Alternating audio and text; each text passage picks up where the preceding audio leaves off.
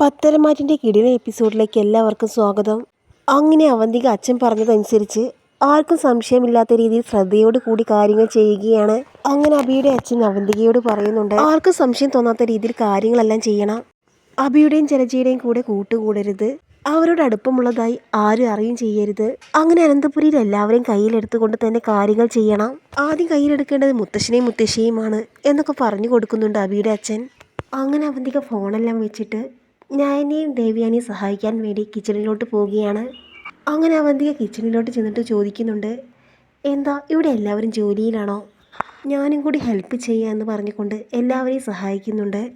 ആ സമയം നയന പറയുന്നുണ്ട്, മോൾ ഇതൊന്നും ചെയ്യണ്ട, ഇത്രയും കാലം ഹോസ്റ്റലിലായിരുന്നല്ലോ, കിച്ചണിലെ ജോലികളെല്ലാം ഞങ്ങൾ തന്നെ ചെയ്തോളാം. മോൾക്ക് വേണമെങ്കിൽ കണ്ടുപഠിച്ചോ എന്ന് പറയുന്ന സമയത്ത് കണ്ടുപഠിക്കുകയൊന്നും വേണ്ട, ഇതെല്ലാം ഞാൻ തന്നെ ചെയ്തോളാം, മോൾക്ക് വേണമെങ്കിൽ കണ്ടുപഠിച്ചോളൂ എന്ന് പറയുന്ന സമയത്ത് കിച്ചണിലെ ജോലികളെല്ലാം പഠിക്കണമെന്ന് എൻ്റെ അതിയായ ആഗ്രഹമാണ്. വിവാഹം കഴിഞ്ഞ് വേറെ വീട്ടിലേക്ക് പോകാനുള്ളതല്ലേ, അപ്പോൾ നയനേടത്തിയെ പോലെ എല്ലാ ജോലികളും എനിക്ക് ചെയ്ത് പഠിക്കണം എന്നൊക്കെ പറയുന്നുണ്ട്. ആ സമയത്താണ് ഈ അവന്തിക മനസ്സിൽ ചിന്തിക്കുന്നുണ്ട്, എനിക്ക് കിച്ചണിലെ ജോലികളൊന്നും ചെയ്യാൻ ഒട്ടും താല്പര്യമില്ല, നിങ്ങളെപ്പോലെ കഷ്ടപ്പെടാനും താല്പര്യമില്ല, ഇതെല്ലാം നിങ്ങളെ കയ്യിലെടുക്കാനുള്ള വെറും ട്രിക്ക് മാത്രമാണ് എന്നൊക്കെ അവന്തിക മനസ്സിൽ ചിന്തിക്കുന്നുണ്ട്. ആ സമയം ദേവ്യാനി പറയുന്നുണ്ട്, ഞങ്ങൾക്ക് സന്തോഷമായി മോളെ, മോള് വരുന്ന സമയത്ത് ഞങ്ങൾക്ക് നല്ല പേടിയുണ്ടായിരുന്നു, മോള് അഭിയും ജലജയെ പോലെ ഞങ്ങളെ തള്ളി പറയുമോ, ഞങ്ങൾക്കിട്ട് പണി തരുമോ എന്നൊക്കെ ആലോചിച്ച് ആകെ ടെൻഷനായിരുന്നു. ഇപ്പോൾ എന്തായാലും സന്തോഷമായി മോളെ, മോളുടെ സ്വഭാവം ഞങ്ങൾ തീർച്ചയായും അത്ഭുതപ്പെടുത്തുന്നു. അത് ശരി, അമ്മായി അങ്ങനെയാണ് എന്നെ ധരിച്ചു വെച്ചിരിക്കുന്നത്, ശരിയേത് തെറ്റേത് എന്ന് ചിന്തിക്കാനുള്ള ബുദ്ധി എനിക്ക് നല്ലോണമുണ്ട്. എൻ്റെ അമ്മയുടെ അബിയുടെയും സ്വഭാവം എനിക്ക് നന്നായിട്ടറിയാം. അമ്മയും അബിയേട്ടനെയും പറഞ്ഞ് മനസ്സിലാക്കാൻ ഞാൻ ഒരുപാട് ശ്രമിച്ചത് അമ്മായി, അവരുടെ സ്വഭാവം വളരെ മോശമാണ്, അവരിങ്ങനെയായതിൽ എനിക്ക് നല്ല വിഷമമുണ്ട്, അവരെ ഇനി ഒരിക്കലും മാറ്റിയെടുത്ത് എനിക്ക് കഴിയുമെന്ന് തോന്നുന്നില്ല എന്നൊക്കെ സങ്കടത്തോടു കൂടി അവന്തിക പറയുന്നുണ്ട്. ആ സമയത്ത് നയനയും പറയുന്നുണ്ട്, മോളെ എനിക്ക് ഒരുപാട് സന്തോഷമായി, മോൾ ന്യായത്തിൻ്റെ ഭാഗത്ത് നിൽക്കണം, എന്താണ് ശരി എന്താണ് തെറ്റ് എന്ന് മനസ്സിലാക്കി പ്രവർത്തിക്കണം. ജലജപ്പച്ചിയുടെ അബിയുടെയും സ്വഭാവമായാൽ പിന്നെ ഒരിക്കലും ജീവിതം മുന്നോട്ട് പോകില്ല മോളെ, മോൾ എന്തായാലും നല്ലത് മാത്രം പഠിച്ചാൽ മതി എന്നൊക്കെ പറയുന്നുണ്ട് നയന. ആ സമയത്ത് അവന്തിക ചിന്തിക്കുന്നുണ്ട്, ഇവരുടെ ഉപദേശം കൊണ്ടൊന്നും എന്നെ മാറ്റിയെടുക്കാൻ പറ്റില്ല, ഈ അനന്തപുരി കുളം തോണ്ടിയിട്ടേ ഞാൻ അടങ്ങൂ, ഇപ്പോൾ നിങ്ങളെല്ലാവരും സന്തോഷിച്ചോളൂ എന്നൊക്കെ പറയുകയാണ് അവന്തിക. എന്തായാലും മോളിപ്പോൾ പണിയൊന്നും എടുക്കേണ്ട, ഞാൻ ചെയ്യുന്നത് കണ്ടു പഠിച്ചാൽ മതി എന്നൊക്കെ പറയുന്നുണ്ട് നയന. അങ്ങനെ ഓരോ കാര്യങ്ങൾ സന്തോഷത്തോടു കൂടി അവർ സംസാരിച്ചിരിക്കുകയാണ്.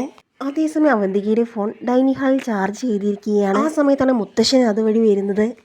അങ്ങനെ അവന്തികയുടെ ഫോൺ റിങ് ചെയ്യുന്നത് മുത്തശ്ശൻ കേൾക്കുകയാണ്. അവന്തിക മോളുടെ ഫോൺ റിങ് ചെയ്യുന്നുണ്ടല്ലോ, മോൾ ചിലപ്പോൾ കിച്ചണിലായിരിക്കും, അതുകൊണ്ടായിരിക്കും ഫോൺ റിങ് ചെയ്യുന്ന ശബ്ദം കേൾക്കാത്തത് എന്നൊക്കെ ചിന്തിക്കുകയാണ് മുത്തശ്ശൻ. എന്തായാലും വല്ല അത്യാവശ്യ കോളായിരിക്കും, മോൾക്ക് കൊണ്ടു കൊടുക്കാം, ഇനി കിച്ചണിൽ എത്തുമ്പോഴേക്കും ഫോൺ കട്ടാവുമോ, ആരെങ്കിലും അത്യാവശ്യമായി വിളിക്കുകയായിരിക്കുമെങ്കിലോ എന്നൊക്കെ ചിന്തിച്ചുകൊണ്ട് മുത്തശ്ശൻ ഫോൺ എടുക്കുന്നുണ്ട്. അങ്ങനെ മുത്തശ്ശൻ ഫോൺ എടുക്കുകയാണ്.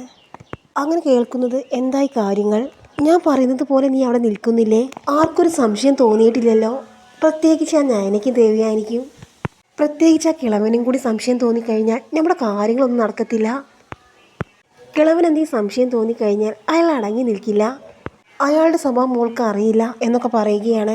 മുത്തശ്ശനാണെങ്കിൽ ഇതെല്ലാം കേട്ടിട്ട് ആകെ ഞെട്ടി നിൽക്കുകയാണ്. എന്താണ് ഏതാണ് ഒന്നും മനസ്സിലാകുന്നില്ല. അവന്തിക എന്നെ ചതിക്കുകയാണോ, ഈ കുടുംബത്തെ അവൾ ചതിക്കുകയാണോ, അവൾ എല്ലാവരുടെയും മുന്നിൽ അഭിനയിക്കുകയാണോ, അഭിയോടും ജലജയോടും താല്പര്യമില്ല എന്ന രീതിയിൽ അവൾ അഭിനയിക്കുകയാണോ, അതോ അവളുടെ പിന്നെ വേറെ ആരെങ്കിലും കളിക്കുന്നുണ്ടോ എന്നൊക്കെ മുത്തശ്ശൻ ചിന്തിക്കുകയാണ്. തിരിച്ച് മുത്തശ്ശൻ ഒന്നും പറയുന്നില്ല. അങ്ങനെ തന്ത്രപരമായി മുത്തശ്ശൻ എല്ലാം കേൾക്കാൻ വേണ്ടി നിൽക്കുകയാണ്. അവന്തിയെക്കുറിച്ചുള്ള എല്ലാ സത്യങ്ങളും ഇപ്പോൾ തന്നെ മനസ്സിലാക്കണം എന്നൊരൊറ്റ ചിന്ത മാത്രമേ മുത്തശ്ശനുണ്ടായിരുന്നുള്ളൂ.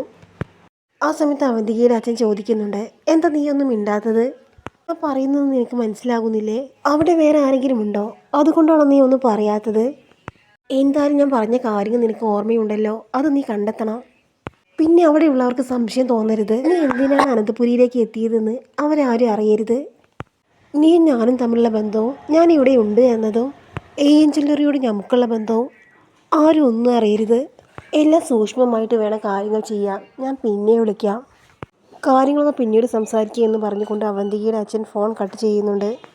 ആ സമയത്ത് മുത്തശ്ശനാണെങ്കിൽ ആകെ ഷോക്കായി നിൽക്കുകയാണ്. ഇതിപ്പോൾ ആരാണ്, ഒന്നും മനസ്സിലാകുന്നില്ലല്ലോ. അങ്ങനെ മുത്തശ്ശന് ആകെ സംശയം തോന്നുന്നുണ്ട്, ഇതിപ്പോൾ ആരായിരിക്കും, അത് അബിയുടെ അച്ഛനായിരിക്കുമോ എന്ന സംശയം മുത്തശ്ശന് തോന്നുകയാണ്. എന്തായാലും അവന്തികയ്ക്ക് ഒരു കള്ളത്തരമുണ്ട്, അത് കണ്ടെത്തണം. അല്ലെങ്കിൽ അനന്തപുരിയുടെ പതനം എത്രയും പെട്ടെന്ന് തന്നെ സംഭവിക്കും. എന്തായാലും എത്രയും പെട്ടെന്ന് തന്നെ കണ്ടുപിടിക്കണം എന്നൊരൊറ്റ തീരുമാനം എടുത്തിരിക്കുകയാണ് മുത്തശ്ശൻ.